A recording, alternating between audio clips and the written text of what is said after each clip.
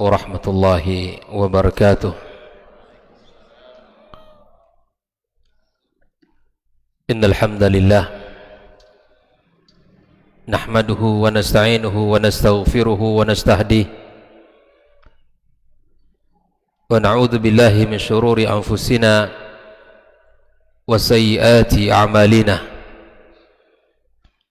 Man yahdihillahu fala mudilla lahu ومن يضلله فلا هادي له. أشهد أن لا إله إلا الله وحده لا شريك له وأشهد أن محمدا عبده ورسوله الذي لا نبي بعده. قال تعالى يا أيها الذين آمنوا اتقوا الله حق تقاته ولا تموتن إلا وأنتم مسلمون. اللهم إنا نسألك علما نافعا ورزقا طيبا وعملا متقبلا. ربنا هب لنا من أزواجنا وذرياتنا قرة أعين واجعلنا للمتقين إماما. أما بعد معاشر الحاضرين والحاضرات من المسلمين والمسلمات المشاهدين والمشاهدات رحمني الله وإياكم. Alhamdulillah, puji dan syukur atas nikmat yang Allah berikan kepada kita. Nikmat di mana kita bisa melaksanakan salah satu kewajiban kita sebagai seorang muslim, melaksanakan ibadah salat maghrib, lalu kemudian kita lanjutkan dengan kajian belajar agamanya yang bersumberkan kepada kitab Allah dan sunnah Nabi-Nya sallallahu alaihi wasallam.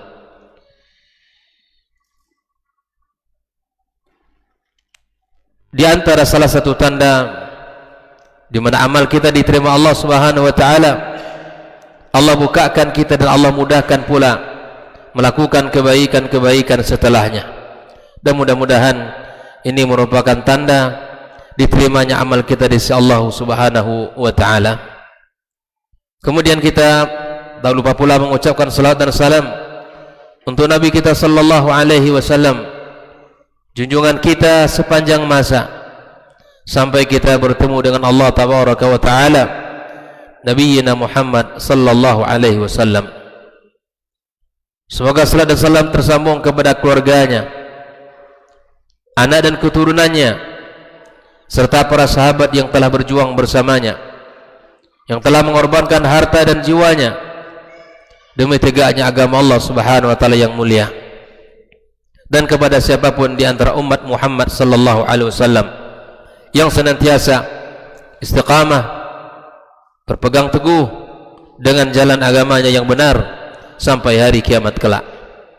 Kaum muslimin dan muslimat rahimakumullah, malam ini kita akan membahas kelanjutan tentang al-infaq, ahamiyatul infaq ala al-usra min al-halal, yaitu sudah kita bahas tentang pentingnya kita memberikan nafkah yang halal kepada keluarga kita. Kemudian kita akan membahas beberapa dalil-dalil yang mewujudkan, yang menyebutkan tentang wajibnya nafkah bagi keluarga secara umum. Wajibnya nafkah untuk keluarga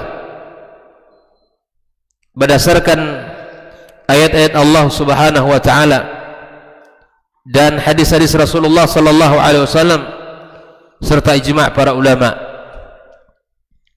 bahwa di antara hak anak kita, di antara hak keluarga kita di dalam Islam, mereka mendapatkan nafkah, mendapatkan perhatian dari orang tuanya agar bisa memenuhi segala kebutuhan dan segala keperluan mereka.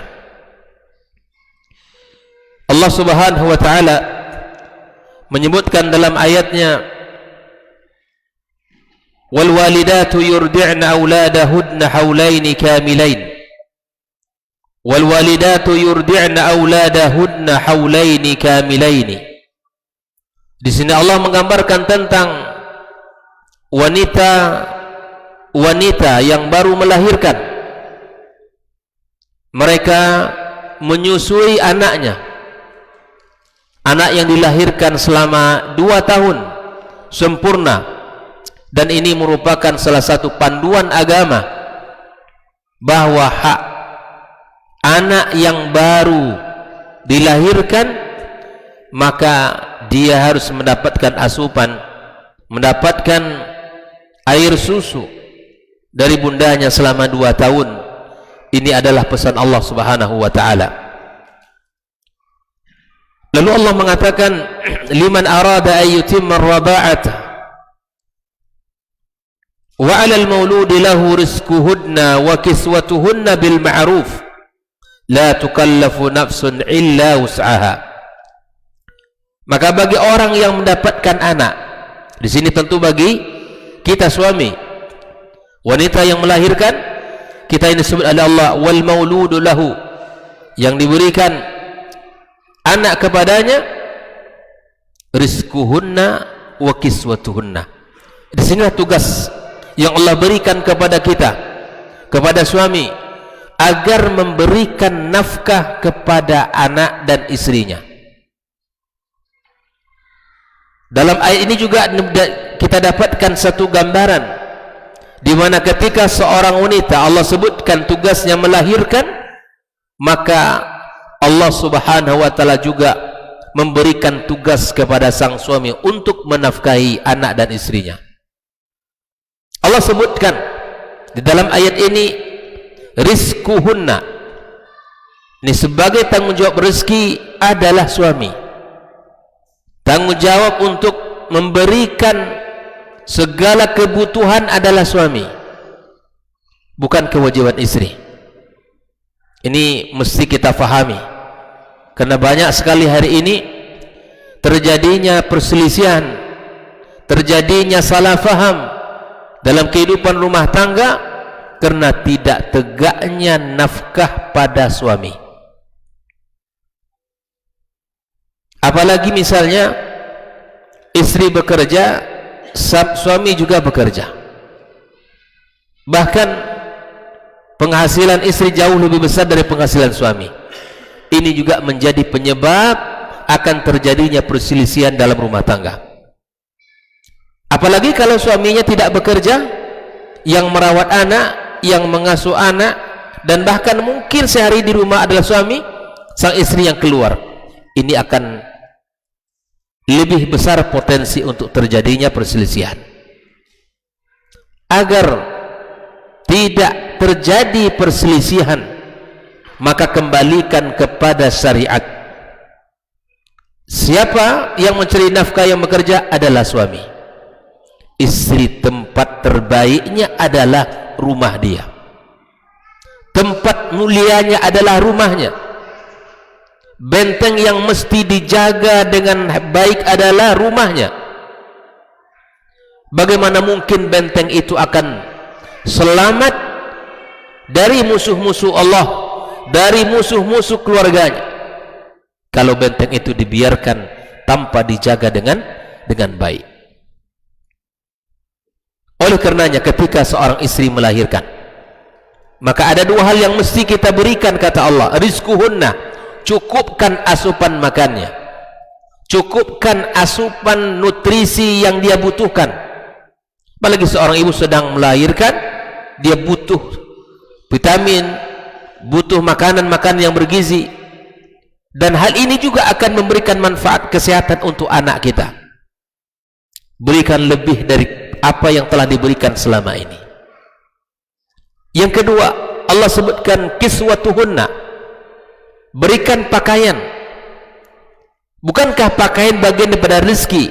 Iya, tapi bagi seorang suami hendak memberikan pakaian kepada istrinya, karena ini merupakan sebuah atau sesuatu yang bisa mengembirakan pasangan kita, pakaian yang dia butuhkan, pakaian yang ia perlukan untuk keperluan di saat dia menyusui.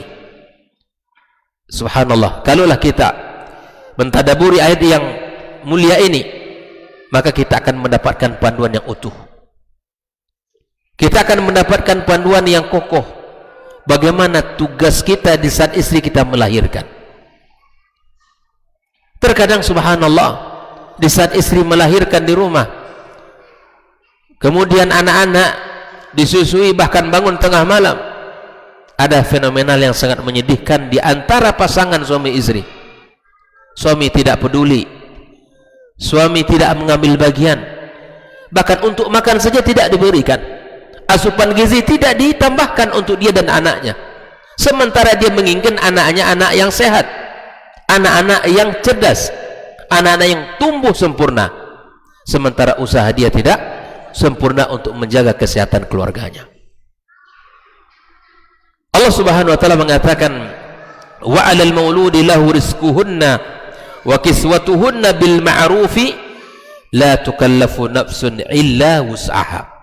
Ini ayat yang pertama dalam surat Al-Baqarah 233. Allah juga mengatakan, liyunfiq dzu sa'atin min sa'atihi wa man qudira 'alaihi rizquhu falyunfiq mimma ataahu Allah la yukallifullahu nafsan illa ma ataaha sayaj'alullahu ba'da usrin yusra. Kalau ada orang yang bertanya, berapakah kadar nafkah yang harus diberikan kepada pasangan? Allah telah menggambarkan dalam ayat ini, kalau Allah lapangkan rezeki maka lebihkan. Di sini Allah katakan, liyunfiq dzu sa'atin min sa'atihi. Jika Allah bukakan pintu rezeki, Allah berikan kepadanya jalan harta rezeki, maka lebihkan kepada keluarganya. Namun kemudian di saat ekonomi sedang sulit, pemasukan berkurang, dagang tidak jalan, usaha-usaha semuanya tidak memberikan penghasilan yang seperti mana sebelumnya, maka Allah katakan, waman qudira alaihi rizquh.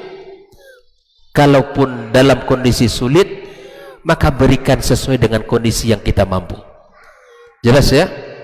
Kalau ada orang bertanya, berapa sih nafkah yang harus diberikan oleh seorang suami kepada anak dan istrinya, maka diukur sesuai dengan pemasukan kita. Kalau pemasukan kita besar, maka berikan kepada pasangan kita dan anak kita besar. Kalau pemasukannya sedikit, maka sesuaikan dengan kemampuan kita. Maka di sini para ummahat harus paham, jangan menuntut di luar kemampuan pasangan.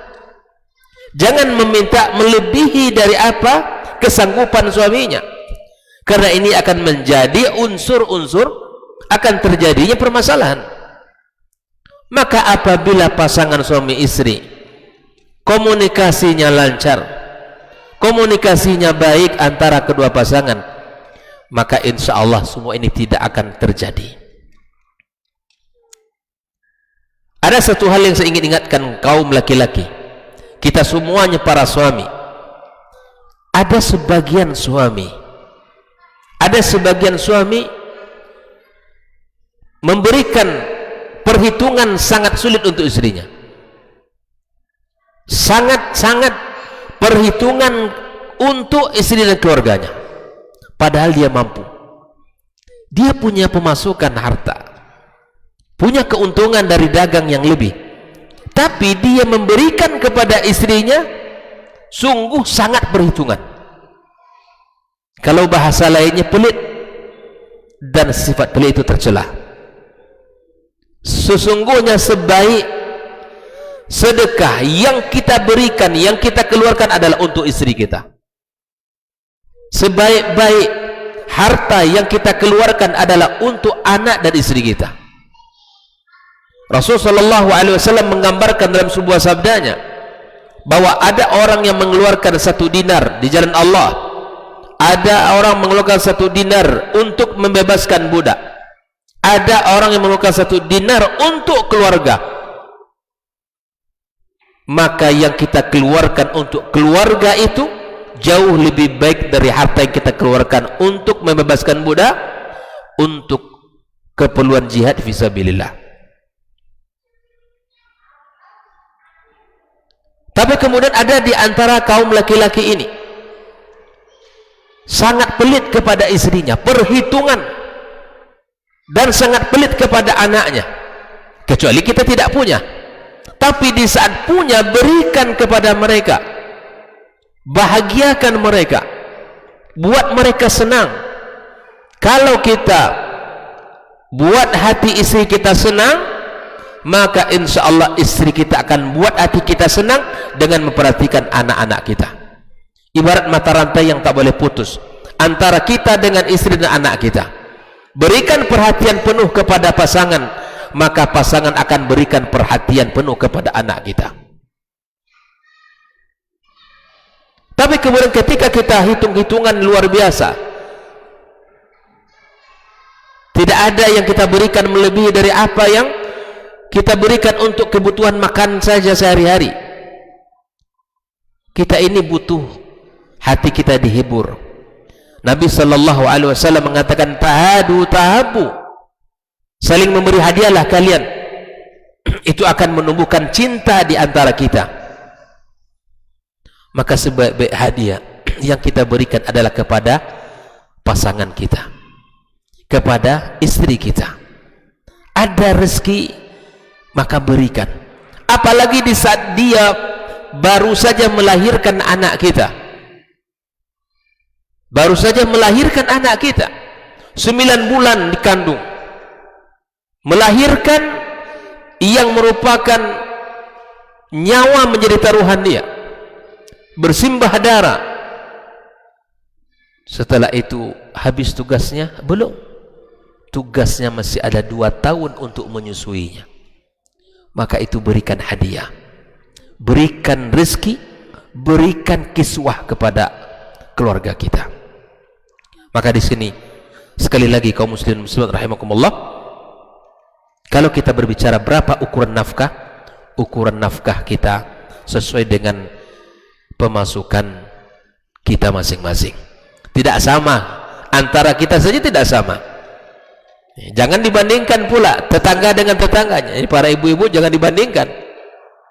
Ayah, bunda sebelah itu sebulan sekian, kalau ayah berapa? Jangan sampai membanding-bandingkan penghasilan suami kita dengan penghasilan orang lain. Ini tidak benar dan tidak tepat. Maka itu terimalah dengan ridha, terimalah dengan penuh qanaah. Apa yang diberikan oleh suami itu akan memberikan manfaat dan keberkahan dalam keluarganya. Kemudian kalau kita melihat kepada hadis Rasulullah sallallahu alaihi wasallam terhadap perintah memberikan nafkah kepada keluarga, maka di sini ada sebuah kisah. Kalau seandainya ada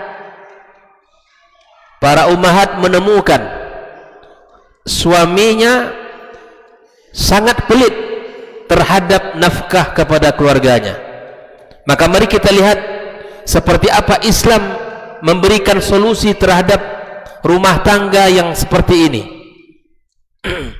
Aisyah radhiyallahu ta'ala anha menceritakan bahwa Hindun binti Utbah datang kepada Rasul sallallahu alaihi wasallam.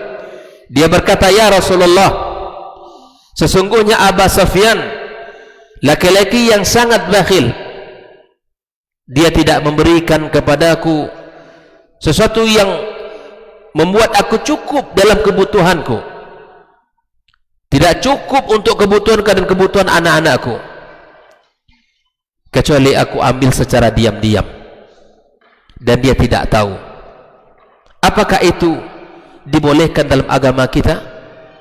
Maka Nabi sallallahu alaihi wasallam menyebutkan kepada Hindun, khudhi ma yakfiki wa waladuki bil ma'ruf. Kata Rasulullah sallallahu alaihi wasallam, ambillah dari rezeki suamimu secukup yang kamu butuhkan dan anakmu, dan itu diambil secara ma'ruf. Jelas ibu-ibu kalau mendapatkan suaminya pelit, tidak cukup kebutuhan dia dan anaknya, dan itu sudah disampaikan, bang, kebutuhan kita tidak cukup, sekarang semua naik, ya kan, semua mahal di pasar itu, semua, ya semuanya tidak, kalau bawa duit 400.000 tidak ada yang bisa bawa kecuali sedikit, semuanya naik, bang, tolong ditambah uang belanja. Kata suaminya, pandai-pandai kamulah dek, pokoknya itulah jatah. Subhanallah. Sementara suami minta dihidangkan makanan enak, kebutuhan tidak cukup.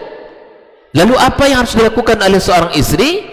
Maka berdasarkan kisah Hindun ini, boleh bagi seorang istri untuk mengambil harta suami secara diam-diam, walaupun itu, ya, tidak, suaminya tidak tahu. Ambil harta suaminya secara diam-diam sesuai dengan kebutuhan dia dan anaknya. Insya Allah ini tidak mengapa, ya, tidak masalah, karena Nabi SAW menyuruh Hindun untuk mengambil harta suaminya sesuai dengan kebutuhan dan kecukupannya.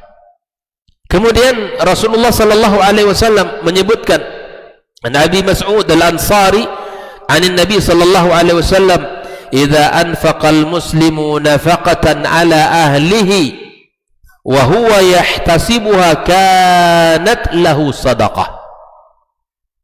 Apabila seorang muslim memberikan nafkah kepada keluarganya, nafkah yang kita keluarkan, dan di saat nafkah itu kita berikan, kita mengharap pahala dari Allah Subhanahu wa taala, maka itu akan terhitung sedekah bagi kita. Bayangkan. Yang terbayang bagi kita sekarang sedekah itu terkadang adalah orang miskin di luar sana, orang-orang fakir, anak-anak yatim, orang susah, padahal tidak. Harta yang kita berikan kepada keluarga kita terhitung sedekah di sisi Allah. Terhitung sedekah. Kalau demikian halnya, kenapa kita harus berhitung-hitung? Dalam artian terlalu memberikan perhitungan yang ketat sehingga istri kita merasa tidak nyaman dengan kita. Padahal istri tahu kalau penghasilan kita ada. Maka jangan pernah kita terlalu berhitung-hitung. Karena kalau kita berhitung-hitung nanti dalam memberi, Allah akan menghitung pula kepada kita. Oleh itu ikhwan wa akhwati fiddin, ketika kita memberikan harta kepada keluarga kita, uang belanja kepada istri kita, maka kalau kita niatkan lillah akan terhitung sedekah. Dari Abi Hurairah radhiyallahu taala qala Nabi sallallahu alaihi wasallam, as-sa'i alal armalati wal miskini kal mujahidi fi sabilillah awil qa'imil layla as-sa'imin nahar. Perhatikan, orang-orang yang bekerja, yang berusaha untuk menghidupkan seorang wanita janda miskin yang dia sangat membutuhkan, maka dia seperti orang yang berjihad di jalan Allah, dan atau seperti orang yang bangun di tengah malam dan siang harinya dia berpuasa. Ada sebuah kisah yang disampaikan oleh salah seorang masyayikh, yang ini kisahnya luar biasa. Beliau ini tinggal di Maghrib, bahwa dia bermimpi di sana, dia bertemu dan di situ dipesankan oleh Rasul sallallahu alaihi wasallam bahwa kamu pergi umroh, berangkat umroh, dan temui salah seorang hamba Allah yang bernama Fulan berada di tempat ini, berada di lokasi, di tempat tertentu, disebutkan daerahnya. Kemudian dia berangkat umroh. Mimpinya sampai 3 malam berturut-turut. Kemudian dia pergi berangkat umroh. Setelah umroh, setelah tahallul, belum dia berangkat ke hotel, tapi dia langsung mencari orang yang disuruh untuk ditemui itu. Dicari, alhamdulillah dapatlah tempat yang dituju. Kemudian semua orang bertanya, kenapa engkau mencari si fulan? Di tempat ini dikenal orang yang tidak waras, orang yang dianggap orang yang biasa saja.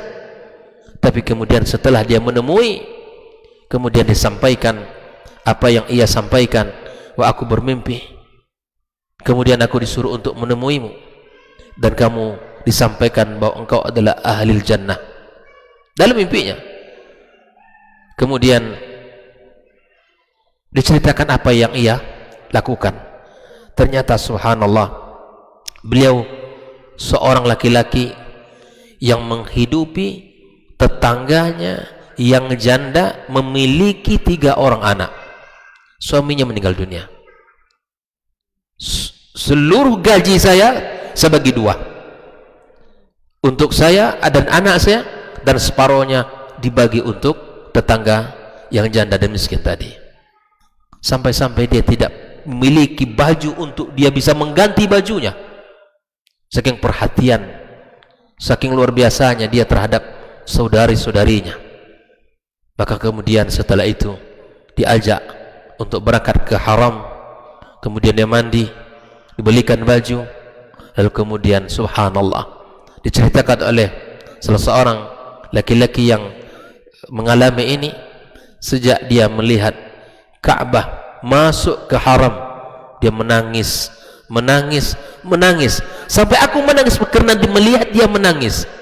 Lalu kemudian salat 2 rakaat di Masjidil Haram. Ketika sujud, Allah subhanahu wa ta'ala mencabut nyawanya. Subhanallah. Ada di antara hamba-hamba Allah yang amalannya kita tidak tahu, yang amalannya kita tidak bisa mengetahui kecuali dia dengan Allah subhanahu wa ta'ala. Di sini Nabi sallallahu alaihi wasallam mengatakan, orang-orang yang menghidupi wanita-wanita yang mengalami kesulitan, maka kemudian dia mengeluarkan hartanya dari Allah subhanahu wa ta'ala, maka seperti orang yang berjihad dan orang yang mendirikan malam dengan qiyam, melewati hari dengan puasa. Begitulah keutamaan orang-orang yang memberikan nafkah kepada para almalah yang miskin dan mereka sangat membutuhkan. Oleh ikhwani wa akhwati fillah, hafizakumullah wa ra'akum, kalau seandainya ada di sekitar kita, di masyarakat kita ini hal-hal yang seperti ini, maka berikan apa yang kita punya, karena memiliki keutamaan yang sangat tinggi di sisi Allah subhanahu wa ta'ala. Hadis ini riwayat Imam Bukhari dalam kitab sahihnya, dan riwayat Imam Muslim dalam kitab sahihnya. Kemudian Nabi sallallahu alaihi wasallam juga mengatakan, qala Allah ta'ala, anfik yabna Adam unfik alaika. Rahasia Allah subhanahu wa ta'ala memberikan kepada kita rezeki dikarenakan kita mengeluarkan rezeki yang kita miliki. Dikala orang banyak menahan-nahan, Allah tahan rezeki untuk kita. Kalau banyak kita menahan, yang tahunya hanya menyimpan, tidak tahu berbagi, maka Allah pun akan menahan rezeki untuk kita. Allah mengatakan dalam hadis qudsi, yabna Adam, kata Allah, anfik yabna Adam unfik alaika. Berikan rezeki yang aku berikan kepadamu, aku akan tambahkan rezeki kepadamu, aku akan berikan kepadamu. Beginilah Islam mengatur betapa memberi itu adalah menunjukkan kelapangan hati, kebaikan dan kekuatan iman. Memberi adalah salah satu. Bahkan kalau kita lihat dari sisi ilmu kesehatan, ternyata ada yang menganalisa jiwa orang itu sehat.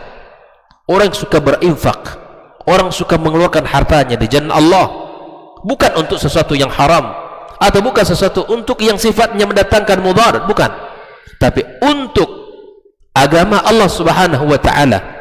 Maka kemudian itu adalah orang yang sehat jiwanya. Bahkan Nabi sallallahu alaihi wasallam mengatakan, kalaulah boleh kita ini iri kepada manusia, hanya pada dua hal saja yang boleh kita iri. Yang pertama, kata Rasul sallallahu alaihi wasallam, orang yang Allah berikan padanya harta itu dia belanjakan di jalan Allah, harta itu dikeluarkan di jalan Allah untuk kaum muslimin, untuk dakwah, untuk keperluan umat ini, dikeluarkan di Allah Subhanahu wa ta'ala, maka ini salah satu orang yang boleh kita iri, boleh kita merasa kalau Allah berikan kepadanya, boleh kita minta kepada Allah agar Allah berikan kepada kita harta, dan kita lakukan seperti apa yang ia lakukan. Yang kedua, kalaulah boleh kita iri kepada manusia, kelompok kedua adalah kepada orang yang Allah berikan kepadanya ilmu, lalu kemudian diajarkan ilmu itu kepada orang. Karena jalan tercepat untuk masuk surga adalah jalan ilmu. Ilmu yang kita ajarkan tak akan pernah putus kebaikannya. Ilmu yang kita sampaikan tak akan pernah berakhir. Karena Nabi mengatakan, salah satu dari tiga yang tak akan pernah terputus adalah ilmin yuntafa'u bihi, ilmu yang bermanfaat. Dia mengamalkan ilmunya dan diajarkan kepada orang. Dan inilah sebaik-baik pekerjaan yang kita lakukan. Hal ini kalau dilakukan oleh orang tua di rumah, mengambil peran untuk mengajarkan anaknya ayat-ayat pendek, mengajarkan surat Al-Fatihah, mengajarkan bacaan-bacaan salat, mengajarkan zikir-zikir, subhanallah, anak akan salat selama hidupnya dengan Al-Fatihah yang bapak ibu ajarkan.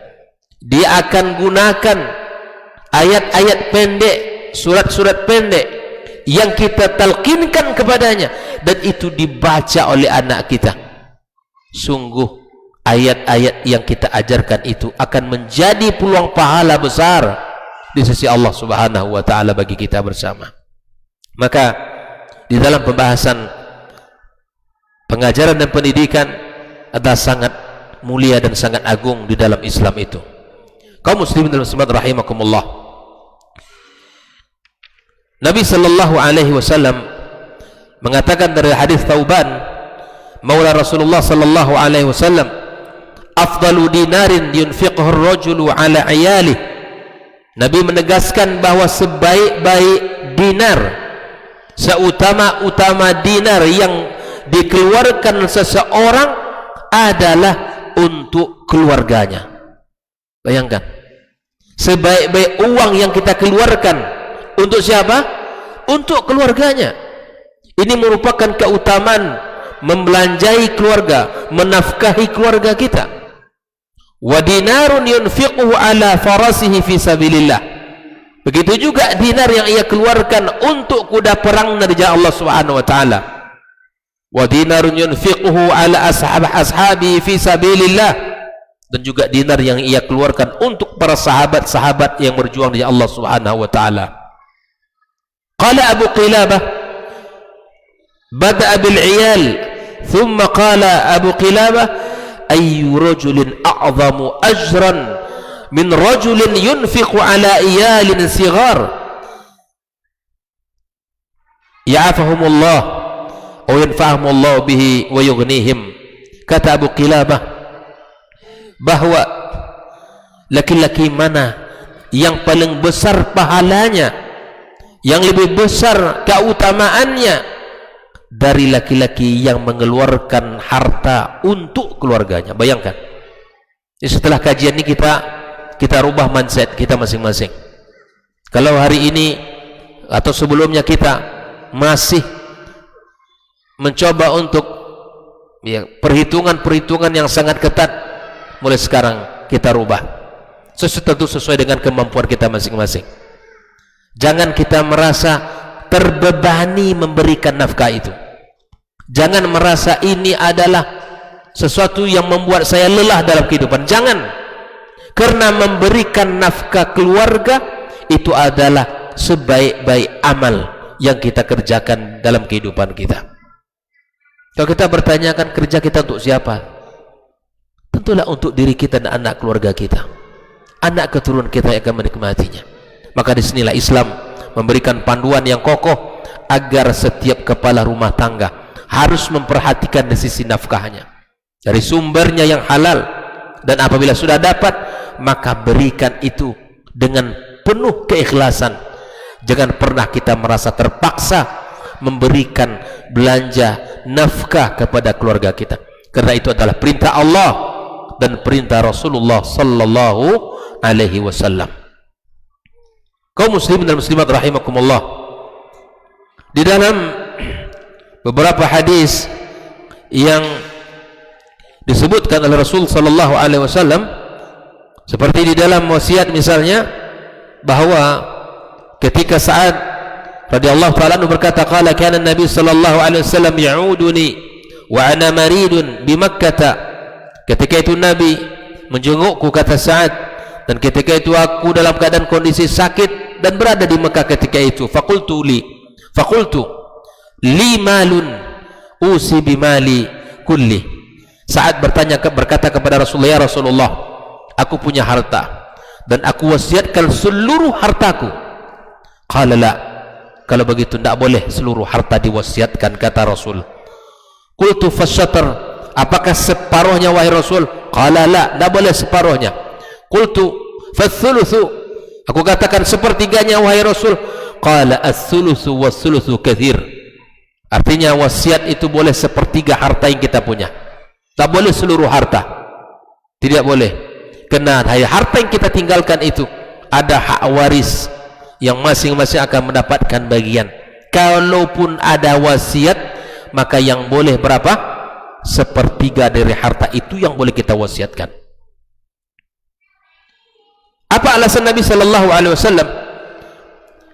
Ats-tsulutsu was-tsulutsu katsir an tada' warathataka aghniya khairun min an tada'ahum 'alatan yatakaffafuna an-nasa fi aydihim.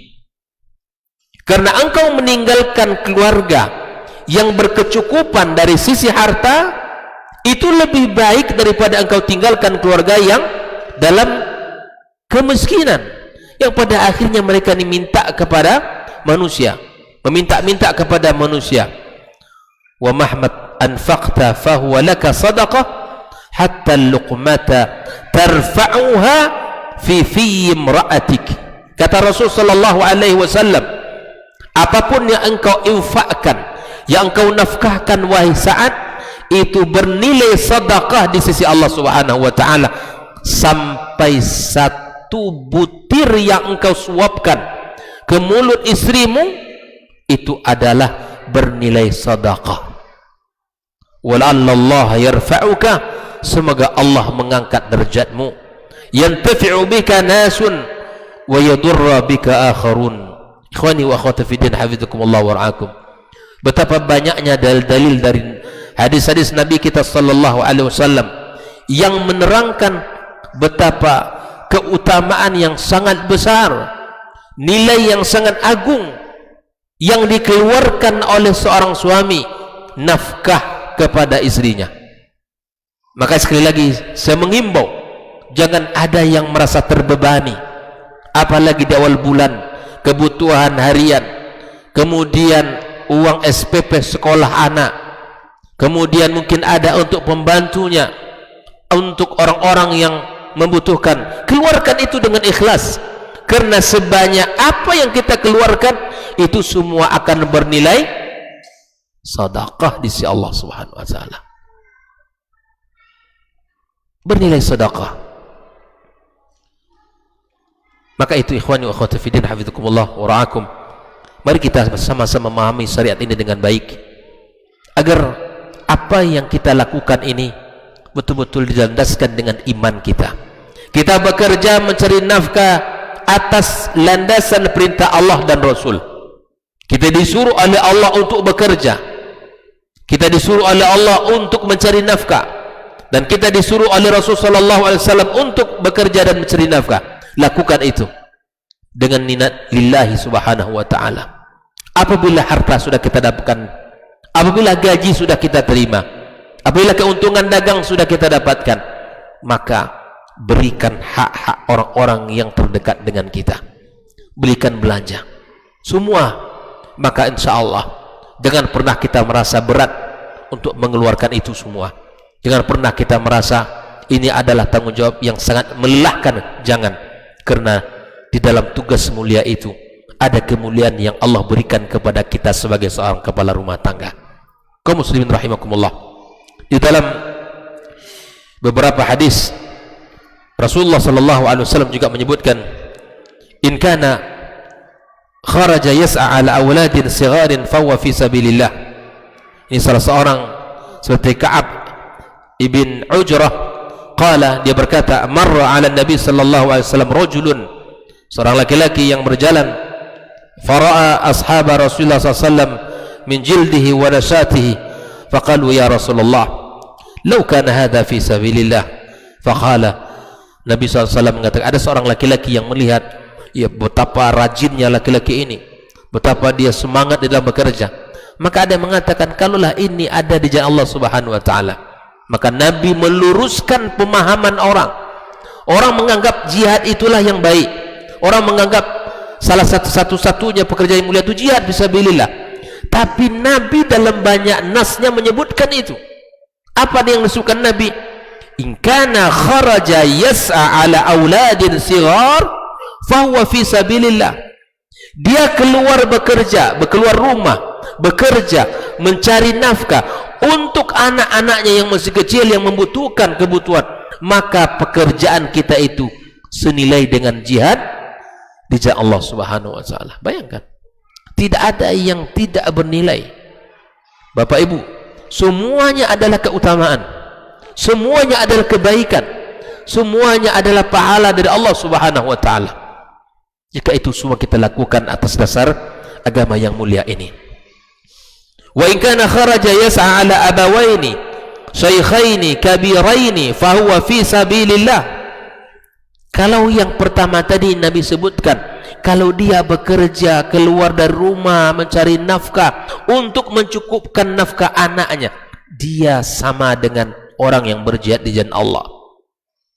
Atau dia punya anak, para pemuda-pemuda yang sudah bekerja, apa kata Nabi sallallahu alaihi wasallam, kalau dia keluar rumah bekerja untuk membantu meringankan beban kedua orang tua yang sudah tua.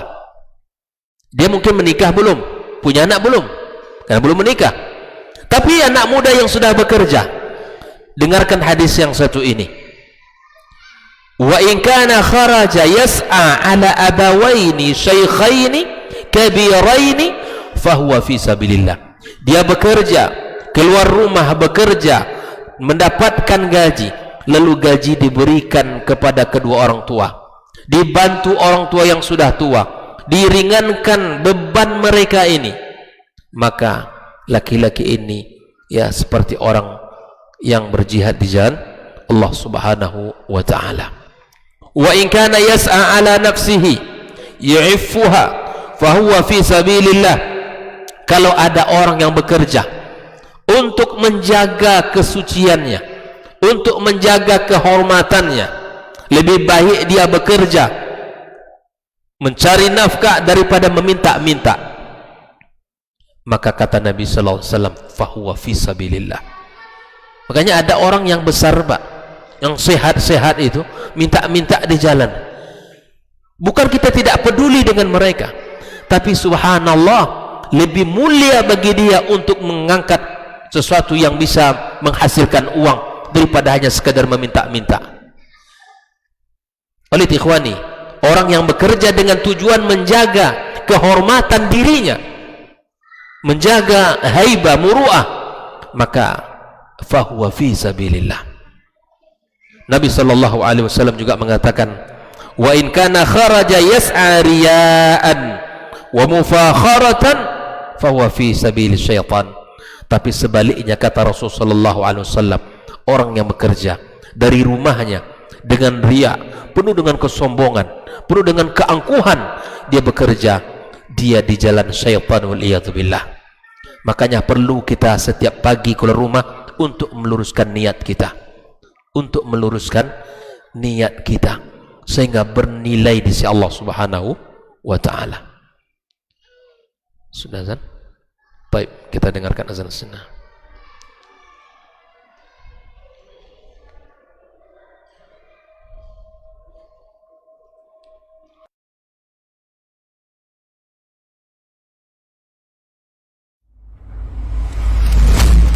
Kalau Umar ini, subhanallah, yang diinginkannya itu generasi-generasi luar biasa, orang-orang hebat. Lalu kemudian apa yang dilakukan oleh Umar? Fa asta'miluhu fi ta'atillah. Aku gunakan mereka ini di dalam ketaatan kepada Allah. Ketika kaum muslimin itu memiliki penyakit namanya wahan, yaitu hubbud dunya wa karahiyatul maut, cinta dunia dan takut akan kematian. Lalu Nabi menjawab dengan yang lebih penting. Apa itu? Madza a'adatta laha. Apa yang engkau siapkan untuk kiamat itu? Bin Sulaiman tadi, inti yang bisa kita ambil apa? Solehkan diri kita. Solehkan diri kita sebelum mencari rezeki. Karena kalau kita tidak soleh, kalau kita tidak bertakwa kepada Allah Subhanahu wa ta'ala dalam mencari rezeki itu akan terasa sulit.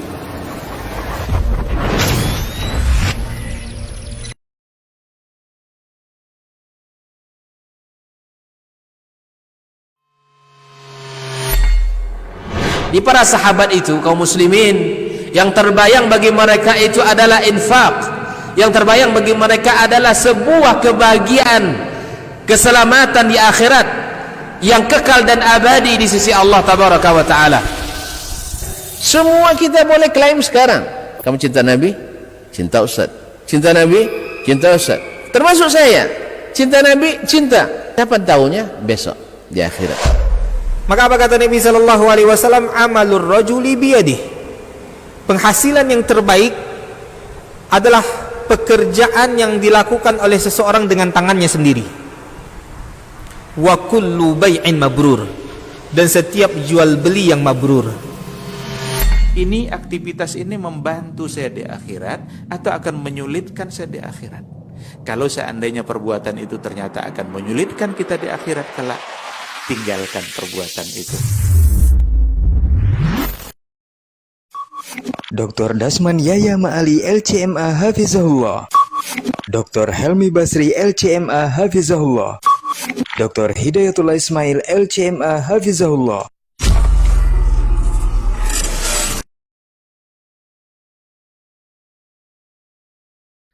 Majtama'a qaumun fi baitin min buyutillah yatluna kitab Allah wa yatadarasunahu fima bainahum illa nazalat alaihimus sakinah wa ghasyiyatuhumur rahmah wa haffat bihimul malaikah wa dzakarahumullahu fiman indah.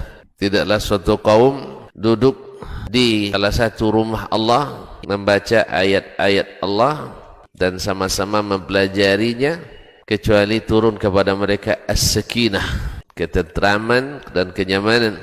Wa ghasyiyatuhumur rahmah, dan mereka diliputi pula oleh rahmat, kasih sayang dari Allah Subhanahu wa taala. Wa haffat bihimul malaikah, dan mereka pun dikelilingi oleh para malaikat, karena malaikat suka majlis-majlis zikir dan ilmu. Wa dzakarahumullahu fiman indah, dan Allah akan banggakan sebut-sebut mereka di kalangan malaikat-malaikat yang ada di sisinya, di masyarakat atas. Mudah-mudahan kita termasuk yang sering disebut-sebut di sisi Allah, di kalangan para malaikat. Dan di akhir majelis ini mudah-mudahan kita pula mendapatkan seperti yang tersebut dalam hadis qudsi, qumu maghfuran lakum, silahkan berangkat meninggalkan majelis ini dalam keadaan diampuni dosa-dosa kalian.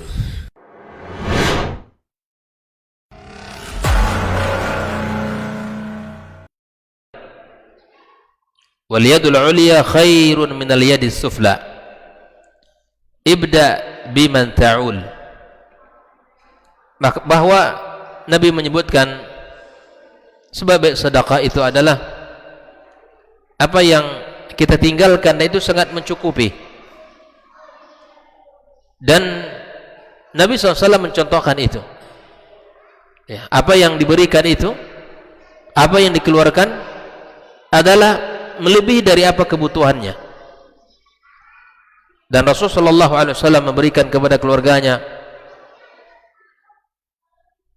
itu biasanya di awal tahun. Nabi SAW memberikan kepada keluarganya itu tidak hanya dihitung per bulan, namun Nabi SAW memberikan di awal-awal dan untuk kebutuhan selama 1 tahun. Nabi menyebutkan tangan di atas lebih baik daripada tangan yang di bawah. Maksudnya apa? Ya, orang memberi lebih baik daripada orang minta. Maka berikan kepada pasangan kita, anak kita, sesuatu yang mencukupkan mereka. Jangan sampai mereka meminta-minta atau mencari kepada yang lain. Berikan yang cukup. Disitulah perlu kita komunikasi. Ya, berapa yang kita butuhkan untuk kebutuhan kita. Maka disinilah peran kita harus menanyakan kepada keluarga kita. Maka kata Nabi SAW, ibda biman ta'ul, mulai dari orang yang kamu menjadi tanggung jawab kamu adalah keluarga. Mulai dulu. Kalaupun ingin kita bersedekah, maka mulai yang pertama kali ibda biman ta'ul, kepada orang yang menjadi tanggung jawab kamu siapa? Itu dulu. Di situ kita baru mulai. Terkadang ada orang di luar sana, masya Allah, royal. Di luar sana, masya Allah, mudah dia memberi, berbagi. Tapi giliran istri dan anaknya perhitungan luar biasa. Dan saya temukan ini. Kita temukan di lapangan. Kita temukan di sebagian masyarakat kita.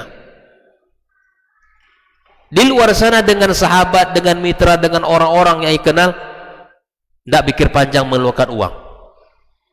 Tapi ketika giliran untuk di rumah, itu luar biasa perhitungannya.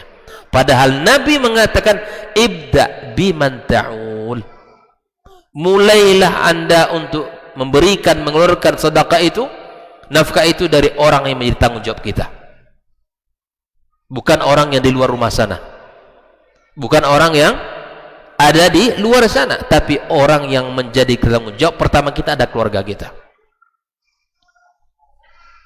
Taqul mar'atu imma an tut'imani wa imma tutalliqani. Ya, jangan sampai ada wanita untuk mengatakan ya bahwa engkau sanggup tidak memberikan makan aku, kalau tidak ceraikan aku. Nah, jangan sampai wanita ini mengatakan seperti ini.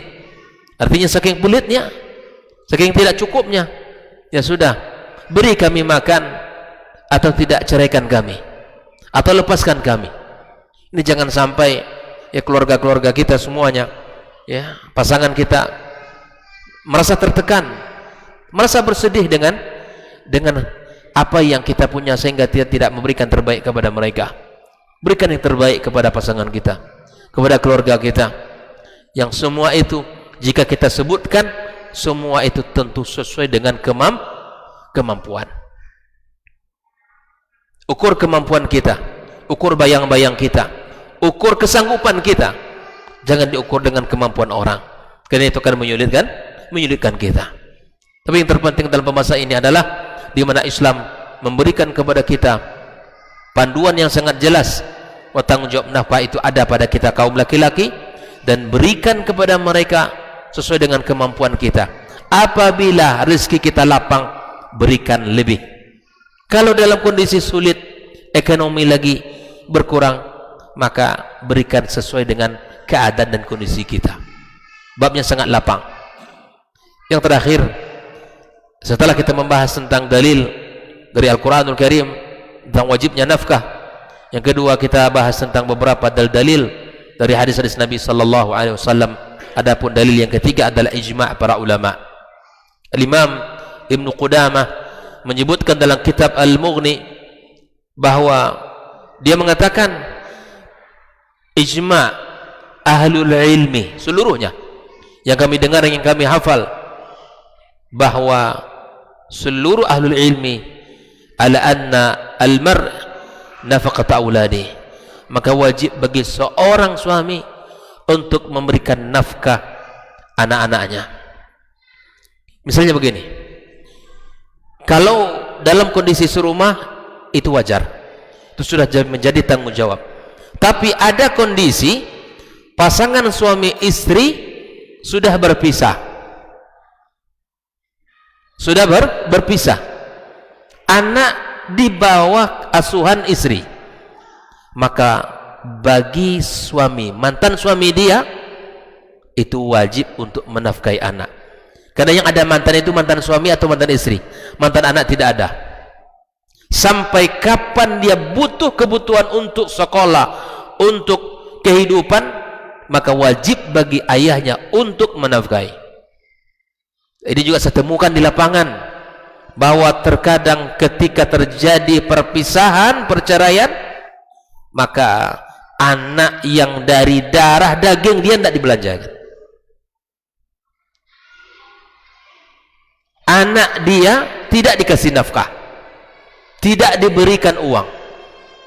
Wallahi anda akan dihisab di mata Allah subhanahu wa ta'ala, akan dihisab di hadapan Allah atas kelalaian anda untuk memberikan nafkah kepada anak. Istri ditinggal, dia berusaha bekerja untuk menghidupkan dia dan anaknya, padahal ini anak adalah anak dia, tidak diberikan nafkah, tidak dibelanjai, tidak diberikan perhatian. Waliyadzubillah. Maka ini akan berat hisab di hadapan Allah subhanahu wa ta'ala. Sekali lagi, kalau terjadi perceraian, maka kemudian anak, baik itu pengasuhannya misal sama kita, ataupun sama istri kita, atau mungkin sama neneknya, maka wajib bagi ayahnya untuk menafkahi sampai anak itu bisa menghasilkan uang. Kalau perempuan sampai dia menikah, kalau laki-laki sampai dia bisa mencari nafkah sendiri.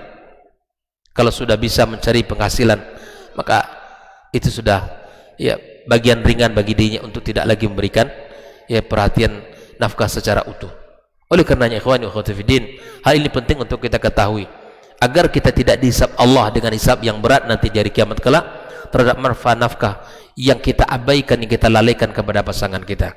Barangkali ini yang bisa kita bahas pada pertemuan ini.